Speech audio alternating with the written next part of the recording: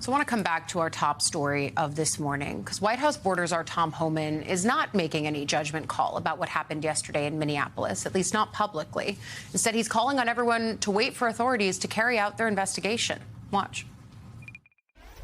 The investigation just started. Just started. You say you can't comment on the video, which many Americans are seeing and reacting to. I'm not going to make a judgment call on one video when there's 100 videos out there. I wasn't on the scene. I'm not an officer that may have body cam video.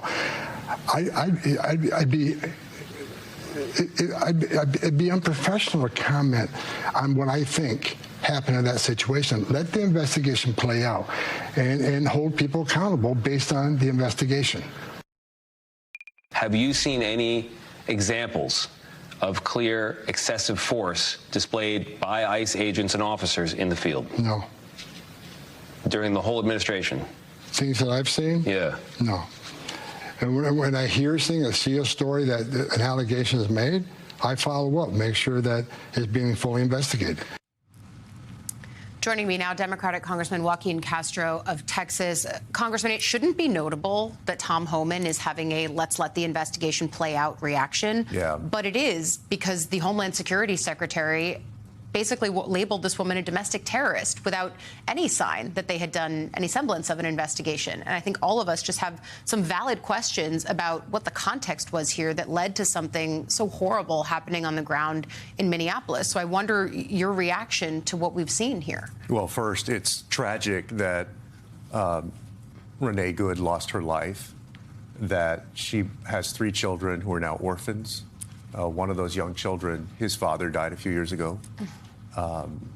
And it was enraging also to watch that video, because I think it's clear to Americans that it didn't have to happen, that officer didn't have to shoot her in cold blood, and that at least a few of those shots, there was clearly no longer any danger from that car. But this is consistent with how ICE has behaved under Donald Trump. It is now a rogue organization that should be disbanded. It shouldn't have any role in immigration enforcement. They have arrested and detained U.S. citizens. They have deported people without saying where they're sending them. They've sent people to El Salvador who have been tortured, some of them reportedly sexually assaulted. And so this organization doesn't represent American values, and it's basically gone rogue under this president.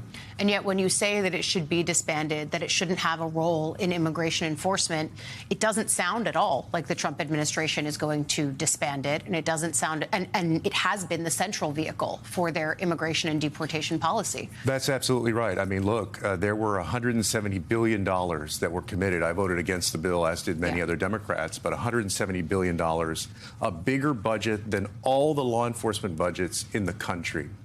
Than any of those law enforcement budgets in the country. And so, this president has clearly decided that he's okay with things like this. Other governors, like Texas Governor Greg Abbott, have forced local police departments, county sheriff's offices to be part of operations like this. But the American people can see for themselves exactly what's going on. And so, for those of us who disagree with what happened, who have these concerns, at the end of the day, there's only one way out, and that's to vote our way out of this in November 2026. I was going to say, because what is the recourse? Because I've even spoken to Trump supporters who, on Election Day, supported his immigration policies, saying, yeah, we shouldn't have people who are doing crimes and coming here illegally in this country. And even they have said to me, this is not what I voted for. And that was even before we saw what happened on the ground in Minneapolis. Yeah, so no, what you're is right. the recourse for people? It's not just Democrats. I mean, it's also some conservative Republicans who look at this, some of them publicly, but more of them privately, and say, this doesn't look like America. This doesn't feel like America, what's going on.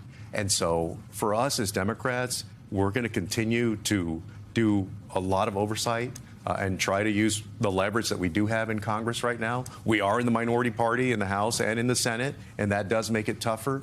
But the biggest solution to this is to vote it out.